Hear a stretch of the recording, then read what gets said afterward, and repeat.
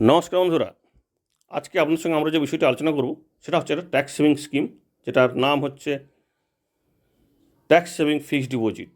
আপনারা অনেকেই কমেন্ট করছেন যে ট্যাক্স সেভিং ফিক্সড ডিপোজিট নিয়ে একটা ভিডিও করতে, এবং সেখানে অনেকগুলো কমেন্ট আপনারা জুড়ে দিয়েছেন বা প্রশ্ন জুড়ে দিয়েছেন, যার মধ্যে প্রথম হচ্ছে কি ট্যাক্স সেভিং ফিক্সড ডিপোজিট কারা করতে পারবে, কী কী ডকুমেন্টস প্রয়োজন, যৌথ বা জয়েন্ট অ্যাকাউন্ট হলে কী কী নিয়ম আছে, অর্থাৎ যৌথ অ্যাকাউন্টের ক্ষেত্রে কারা ট্যাক্স ছাড় পাবে, বা কোন কোন ব্যাংকে এই ট্যাক্স সেভিং ফিক্সড ডিপোজিট করা যাবে আর কোনগুলোতে করা যাবে না, পোস্ট অফিসে ট্যাক্স সেভিং ফিক্সড ডিপোজিট আছে নাকি, এবং সেই সঙ্গে এখানটায় যে ইন্টারেস্ট হয় তা সেটা কি আয়করের আইনে পড়বে নাকি, এবং কত টাকা পর্যন্ত ট্যাক্স সেভিং ফিক্সড ডিপোজিট করা যায়। সেই সঙ্গে এই প্রশ্নের উত্তরের সঙ্গে সঙ্গে আপনার সঙ্গে আর যে বিষয়টি আলোচনা করব সেটা হচ্ছে এই মুহূর্তে ট্যাক্স সেভিং ফিক্সড ডিপোজিটে কোন ব্যাংক কত টাকা সুদ দিচ্ছে। এই সমস্ত বিষয়গুলো আলোচনা করব আমরা আপনাদের সঙ্গে, আশা করব ভিডিওর শেষ পর্যন্ত দেখবেন। আমরা জানি যে ট্যাক্স সেভিং করতে হলে একটা 31শে মার্চের মধ্যে এই সময়গুলো কাজগুলো করতে হবে, এবং আর 31শে মার্চকে আর কিন্তু বেশি দিন বাকি নেই।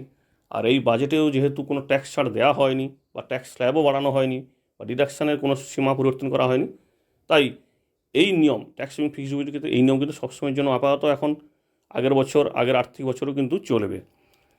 তো 80C ধারায় আপনি ট্যাক্স সেভিং ফিক্সড ডিপোজিট ছাড়াও পিপিএফ বা এলআইসি এই সংক্রান্ত আরও বিভিন্ন রকম স্কিমগুলো আছে, সেগুলোতে আপনি ইনভেস্ট করতে পারেন। কিন্তু আমাদের সাধারণ ভারতীয় নাগরিক যারা ট্যাক্স পেয়ার, তারা কিন্তু সবসময় একটু প্রেফার করে ট্যাক্স সেভিং ফিক্সড ডিপোজিটকে, কারণ এখানে কোনো ঝামেলা নেই, সেই এফডির মতনই সব কিছু, শুধুমাত্র কিছুটা নিয়ম পরিবর্তন থাকবে ট্যাক্স সেভিং সুবিধা পাওয়ার জন্য। এই বিষয়গুলো আলোচনা করব, কারণ ট্যাক্স সেভিং পেতে হলে কিছুটা তো নিয়ম আমাদের মানতেই হবে। প্রথমত, এটা কতদিনের জন্য করতে হবে। ট্যাক্স সেভিং ফিক্সড ডিপোজিট যে নিয়মটি আছে, আপনাকে 5 বছরের জন্য করতে হবে। 5 বছরের জন্য লক ইন হয়ে গেল, যেমন পিপিএফ 15 বছরের জন্য লক ইন, এটাও কিন্তু সেই 5 বছরের জন্য লক ইন হয়ে যায়। সহজে আপনি ভাবতে পারেন যে তাহলে কি 5 বছরের মধ্যে এটাকে ভাঙতে পারবো না, না, যেহেতু আপনি এখান থেকে ট্যাক্স সেভিং অর্থাৎ ট্যাক্স ছাড়া নিচ্ছেন, তাই আপনি এটাকে কিন্তু 5 বছরের মধ্যে ভাঙতে পারবেন না। এটা হচ্ছে 5 বছরের জন্য এই ট্যাক্স সেভিং ফিক্সড ডিপোজিটটি লক ইন হয়ে যায়। কারা করতে পারবে? আনডিভাইডেড হিন্দু ফ্যামিলি, অর্থাৎ হিন্দু পরিবার যারা আল্লাহ থাকেন না, অবশ্যই এটা স্বীকৃত হতে হবে, এবং সেই সঙ্গে ভারতীয় নাগরিক যে কেউ এই ট্যাক্স সেভিং ফিক্সড ডিপোজিটটি খুলতে পারবেন। এই অ্যাকাউন্ট সিঙ্গেল বা যৌথভাবে খোলা যেতে পারে। 80C ধারা অনুযায়ী যদি জয়েন্ট অ্যাকাউন্ট হয়, তাহলে প্রথমে যেনার নাম প্রথম থাকবে এই অ্যাকাউন্ট ওপেনিংয়ের সময় যৌথ অ্যাকাউন্টের ক্ষেত্রে, তিনি শুধুমাত্র ট্যাক্সের সুবিধাটি পাবেন। বার্ষিক, মাসিক ও ত্রৈমাসিক এই 3ভাবে কিন্তু আপনাকে সুদের দেওয়া হবে, সুদ পে আউট করা হবে। কারণ অনেকে কী করে, এই সুদের উপরে কিন্তু তাদের সংসারটাকে নির্বাহ করে, তাই তাদের জন্যই বার্ষিক, মাসিক বা ত্রৈমাসিক ভিত্তিতে সুদ দেওয়ার ব্যবস্থা করা হয়েছে। আর আপনার যদি না সুদটা প্রয়োজন থাকে, আপনি অন্য কোথাও আবার বিনিয়োগ করার অপশান নিতে পারেন, এগুলো ব্যাংক থেকেও কিন্তু করে দেবে। এই ধরনের ট্যাক্স সেভিং ফিক্সড ডিপোজিট থেকে যে সুদ পাওয়া যায়, সেটা কিন্তু আয়কর আইনের অধীনে পড়বে। অর্থাৎ এই ট্যাক্স সেভিং ফিক্সড ডিপোজিট থেকে যে আপনি 5 বছর ধরে সুদ পাবেন, সেটা আপনার সম্পূর্ণরূপে আপনার আয়ের সঙ্গে জুড়ে যাবে। আর সুদ বছরের মূল্যে আয়ের সঙ্গে জুড়ে যাওয়া মানে কি, আপনার স্ল্যাব অনুযায়ী আপনার কিন্তু তখন ইনকাম ট্যাক্স দিতে হবে। তবে হ্যাঁ, সেই সঙ্গে বলে রাখি, যদি আপনার ট্যাক্স সেভিং ফিক্সড ডিপোজিট থেকে ইনকাম সীমার বাইরে হয়, যেটা আপনারা জানেন টিডিএস যে ছাড়ের সীমার থেকে বেশি হয়, ধরুন আপনার 40,000 টাকার থেকে বেশি হচ্ছে যদি সাধারণ নাগরিক হয়ে থাকেন, বা প্রবীণ নাগরিক হলে 50,000 টাকার বেশি হয়, তখন কিন্তু আপনাকে টিডিএস কাটবে 10% করে। এবং তার জন্য, যাতে আপনার টিডিএস না কাটে, তার জন্য আপনাকে সময়ের মধ্যে 15G এবং 15H ফর্ম পূরণ করে জমা করতে হবে, যে আপনার ইনকাম ট্যাক্সেবল নয়, তাই আপনি 15G এবং 15H ফর্ম পূরণ করে ব্যাংকে দেবেন, তারা টিডিএস কাটবে না। আর যদি আপনার ইনকাম ট্যাক্স যদি আপনার পড়ে যায়, ধরুন আপনার আয় যদি ইনকাম ট্যাক্স আইনের আওতায় পড়ে যায়, তখন আপনি এখান থেকে যেটা আয় হবে সেটা কিন্তু আপনি ইনকাম ট্যাক্সে এই ফাইলিংয়ের সময় দেখিয়ে দিতে পারেন।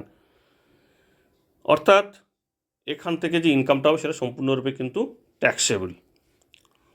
এছাড়া কোঅপারেটিভ ব্যাংক বা রুরাল ব্যাংক ছাড়া কিন্তু যে কোনো ব্যাংকে, পাবলিক বা প্রাইভেট ব্যাংকে আপনি অ্যাকাউন্ট খুলতে পারবেন। অর্থাৎ হাজার হাজার যে কোঅপারেটিভ ব্যাংক আছে ভারতে, এবং সেই সঙ্গে রুরাল ব্যাংক আছে, সেগুলোতে কিন্তু আপনি tax saving fixed deposit open করতে পারবেন না। 80C ধারায় আপনি পোস্ট অফিসে কিন্তু ট্যাক্স সেভিং ফিক্সড ডিপোজিট করতে পারবেন, এবং সেটা কিন্তু 5 বছরের জন্য। ট্যাক্স সেভিং ফিক্সড ডিপোজিট মানেই আপনাকে 5 বছরের জন্য করতে হবে। এই ট্যাক্স সেভিং ফিক্সড ডিপোজিটের ক্ষেত্রে প্রিম্যাচিওর উইথড্রল সম্ভব নয়, যেটা আমি প্রথমেই বললাম। কারণ কি, এখান থেকে আপনি কিন্তু ট্যাক্স সেভিংয়ের সুবিধা নিচ্ছেন। এই ট্যাক্স সেভিং ফিক্সড ডিপোজিটের ক্ষেত্রে কোনো ব্যাংক কত টাকা সুদ দেবে তা নির্ভর করবে ব্যাংকের উপর, কারণ এর জন্য কোনো নির্দিষ্ট কোনো নিয়ম নেই। যে ব্যাংক যেমন চাইবে তারা ট্যাক্স সেভিং ফিক্সড ডিপোজিট সুদ দেবে। তবে হ্যাঁ, আপনি যখন ওপেন করছেন সেই সময় যে সুদটা দেওয়া হবে সেটাই 5 বছরের জন্য পাবেন। তারপরে সুদ কমেও তাতেও আপনার কোনো প্রভাব পড়বে না, আর বাড়লেও আপনার কিন্তু ট্যাক্স সেভিং ফিক্সড ডিপোজিটে কিন্তু কোনো প্রভাব পড়বে না। অর্থাৎ আপনার 5 বছরের জন্য ওই ওপেন করার সময় যে সুদটা ছিল সেটাই কিন্তু থাকবে। অর্থাৎ ধরুন আপনি যখন ট্যাক্স সেভিং ফিক্সড ডিপোজিটটি ওপেন করছেন তখন যদি 6% সুদ থাকে তাহলে 6%ই আপনাকে সবসময় দেওয়া হবে।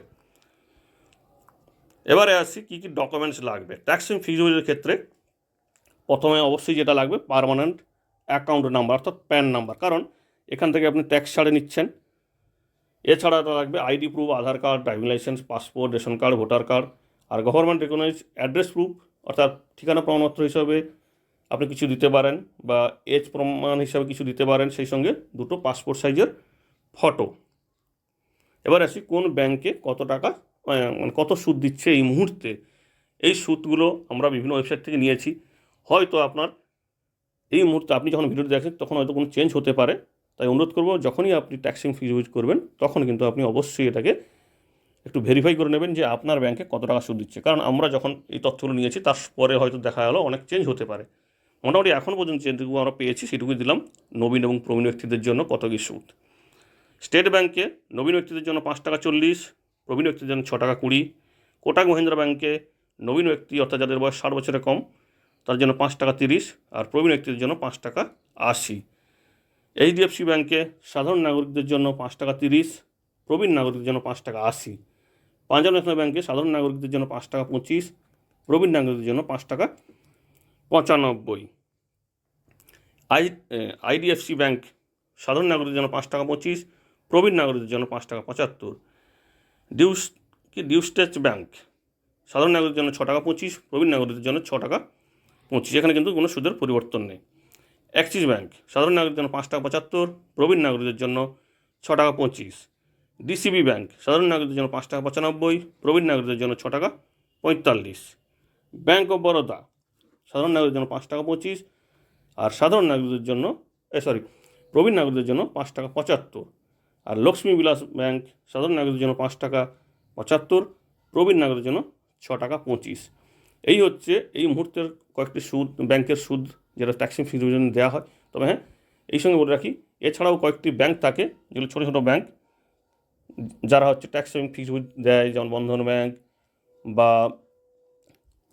ডিসিবি ব্যাংক, এরাও কিন্তু সুদের হার অনেকখানি বেশি দেয়। আপনার যদি ওই ব্যাংকে অ্যাকাউন্ট থাকে বা ওই ব্যাংকে যদি আপনি কোনোভাবে ট্যাক্সিং ফি ইউজ করতে পারেন তাহলে কিন্তু আপনি করতে পারেন, কারণ ওখানে কিন্তু সুদটা অনেকখানি বেশি পাবেন। তবে হ্যাঁ, সবসময় খেয়াল রাখবেন আপনার ইন্টারেস্টটা কিন্তু ট্যাক্সেবল হবে, এবং এটাই আপনি 1.5 লক্ষ টাকা পর্যন্ত ট্যাক্স সেভিং করতে পারবেন। এই হচ্ছে ট্যাক্সিং ফি সংক্রান্ত ছোট্ট তথ্যটি। যদি তথ্যটি ভালো লাগে তাহলে প্লিজ ভিডিওকে লাইক ও কমেন্টের সঙ্গে সঙ্গে আমাদের চ্যানেলকে একটু প্লিজ সাবস্ক্রাইব করে রাখেন। ধন্যবাদ।